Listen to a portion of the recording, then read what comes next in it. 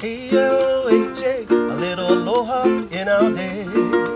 Spread a little aloha around the world. It's Breakfast with Bob.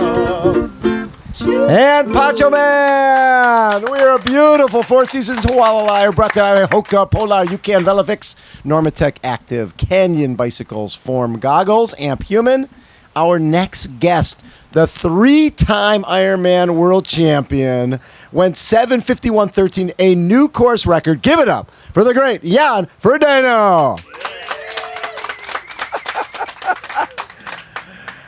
So I bet there was probably a point last year when you were hobbling around after the injury where you didn't know if you were ever going to be able to race here again, right? Yeah, it was definitely something on the back of my mind. You know, when we were sitting here last year, and the night of the race, when you know the 8-hour boundary was broken, and it was a tough day. Right. And we wrote a letter of intent between Felix, my best buddy, and my coach, and we all signed it and put down our intentions to be at the start line here in 2019, as fit and as in good shape as we possibly can be, and to invest everything for it. But of course, there was definitely, I remember there was some doubts, especially my coach, because it's a tricky injury. You don't really know what's going to happen. Sacral, and right? Sacral stress fracture and what comes with it, the imbalances of the muscles and all that kind of stuff. So yeah, it was well, and it's it's good. not like you're 28 years old, right? You've had a long career. It could have been a career-ending injury. Yeah, I mean, it's especially, with the year before with the back struggling up, and whether that was related or not is hard to say. And actually today it doesn't really matter, but it definitely was, one of those things that you have to actively not think about. Right. And this year with Alistair Brownlee in the field and Patrick Lange in the field and Sebastian Kienle and Lionel Sanders, it's probably, and we always say it, it's the best field ever. But this year was really pretty darn amazing, especially when you add Alistair to the mix, who from Olympic days. Yeah, I mean, we've had a long back and forth, and of course, his resume adds a lot to any profile. But his racing character is something that's guaranteed to impact a race.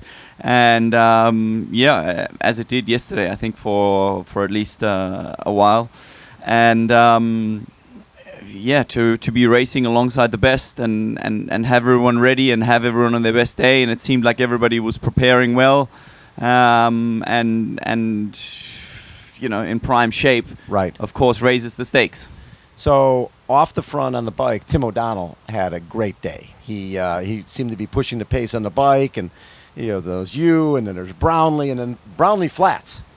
And when Brownlee flatted, did you guys, if you saw him flat, did you guys take off? Or obviously when somebody's on the side of the road, you're going to go for it. So what happened was that he must have had a cut or something in his tire, but I'm guessing he was running tubular tires, or tubeless tires rather, and that the sealant would have sealed them. But I saw that he lost a fair bit of pressure in the tires at kilometer 25. That early, and I rode past him and I asked him if he's okay and his tire's okay, and he said yes to me.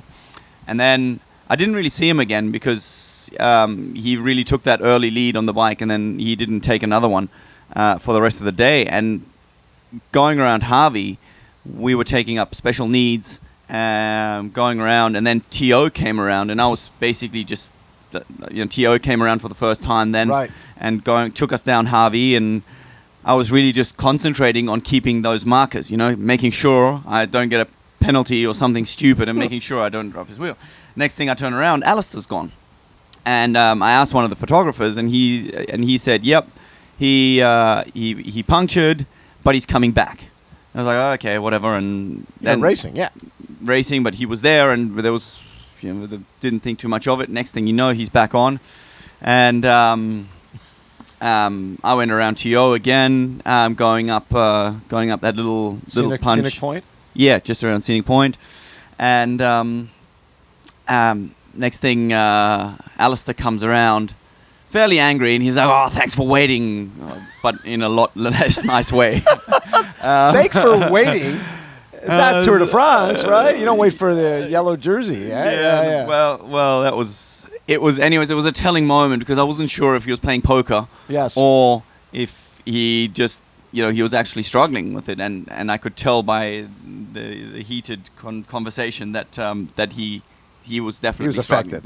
He was affected, and then that really, didn't think about it too much after that. I was just trying to keep to my own devices and just not let it influence me too much. And then right around the airport, did you plan that ahead of time around the airport? If everybody's still around, I want to have a little gap coming off the bike. To be honest, I didn't think about it. I was confident in my run, and I've been doing a fair bit of work on it. But it was, honestly, I think yesterday may have been that day in my career, that day that I was dreaming of, that day that I was always working for, and that, where you feel just everything falls into place. Right. And that's a hard thing to get right on this island. Anywhere, but especially here. Yeah, but especially here, and then I'm just too much of a racer to not be able to go out and actually enjoy it. Because who doesn't love going out on the bike and just smashing the pedals when you feel good and you're just upping the pace. Yeah. And you're putting the hurt on the boys. It's a really good feeling when you're just going strong, and that's really what it was. It was just a moment impulsively to be like, yep, I got good legs. I'm going to see what happens here. And then you get off the bike, and you're running along, minding your own business, and there's Thomas Hellriegel, the 1997 Ironman World Champion, fellow countryman from Germany, who at this point you're going, I want to win the race, and he goes, what? What does he tell you? Yeah, he came in around kilometer 12 when, as you say, I was happily going along and just trying to not overheat and not overpace myself and doing nothing. He's like, you just need a 244. That's all you need for the record. And I'm like, oh, just. So just. Here's the first problem with that. My PB. That's an on this oxymoron. island, Just exactly. 244. Yeah, that doesn't go together. No, not really. My PB on this island is it was 245 or something, or 244 high, and that's not when I rode off on the bike by myself. So there was definitely a little bit of pressure, but at the same time, you got to get to the energy lab, and really at this point, just not. Whoa! That thing's big. That is a. Alistair, what the hell? Yeah, he's staying here, isn't he? That was pretty big. So also, before the race, you wake up and you get on Twitter for some reason, and Pete Jacobs has put something out there that sort of affected you and maybe affected the way you raced. Yeah, it made me more aware. I think it was the weirdest thing because I never, especially in the morning, get onto social media, and I very rarely spend time on Twitter. And it was literally by accident that I touched the icon, and he put something out there saying, "Be strong, be present." What was the third one? Grateful. Yes, be grateful. And be confident. Yes. And that was sort of my credo for the day, because it really made me realize that it's a special day, and after the journey, but also not knowing what the future may hold, this could be the greatest race for myself personally, and that I should take at least a little time to enjoy it. Hashtag because I can. Where did that come from? Yeah, maybe that. There's a famous movie, and I think it's Gerard Butler or something, and he's asked why he's still doing it, and of course that's the question I get asked all the time. When as you said, I'm not 28 anymore, and been around the block, and people ask me all the time, why are you still doing this? And in the movie it goes something along. Other than the obvious financial benefits, the answer is exceedingly simple: because I can, and that's kind of what it's become. It's just because I can, because I love it, because it's just a dream. There's nothing better, right? Actually, it's funny you say that because every Saturday or Sunday when I'm racing, and we have all of my other buddies in what we call the 65 to death category, we're out there taking our photo before the race starts, and we're always saying, why we do this? Because we can, right? That's why we do it, because it makes you feel good about yourself.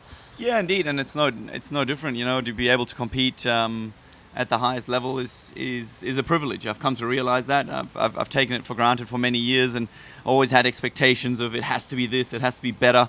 But the truth is, sometimes it's just realizing that it's actually a very, very damn cool job. It's a very cool job. And sometimes the benefits of a cool job is you get treats. And the people here at Four Seasons have a pretty damn special treat for our Ironman World Champion, Jan Frodeno. Holy moly, that is...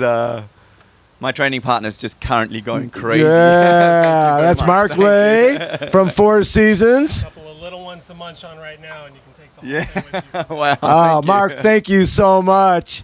What do you think? That looks like just what the doctor ordered. I think it's exactly what the doctor ordered. Huge thank you to Mark Lay and all the folks here at Four Seasons for that. And, we got to turn this around so we get a photo. Oh, my God. Yep. It is like... Yeah. Oh. It's a big puppy. Look at that. Poncho Man, come on in. Poncho Man, take us a round of applause for Jan Frodeno, the new course record holder at Ironman World Championship.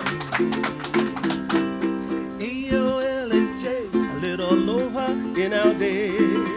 Spread a little aloha around the world. And breakfast with Bob. Chee-hoo. Wow.